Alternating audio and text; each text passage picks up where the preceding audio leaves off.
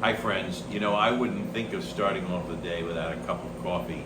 Um, Once the school year gets started, we have Mass at 6 a.m., so waking up is really hard to do, so I come down here to the kitchen, to the coffee machine, make a cup of coffee, and get that cup of coffee to get me jolted into reality before anything else in the day. Maybe it's an addiction, but I've come to need that cup of coffee to make me alert, awake, and ready for the day. It's a regular part of my day, that first cup of joe in the morning. And I got to thinking, there are spiritual things that we need every day as well. And yet sometimes we would overlook them.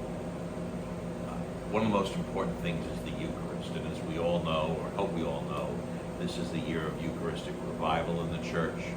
And, just as coffee gets us started in the morning, it's the Eucharist that gets us started and continues and sustains us in the spiritual path. I don't mean to be irreverent or oversimplified in comparing the Eucharist to coffee, but I would love us to get to this point in our lives. Just as I wouldn't think of going a day without having a cup of coffee first thing in the morning, I wouldn't think of going a week, at least, without receiving the Eucharist, the body and blood, soul and divinity of our Lord Jesus Christ.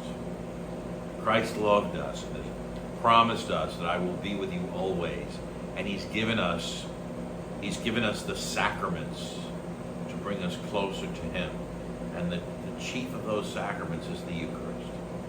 So let's keep that in mind.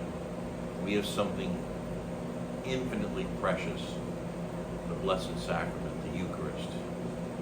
Let's get into the mindset of, I wouldn't think of going a week without receiving the Eucharist.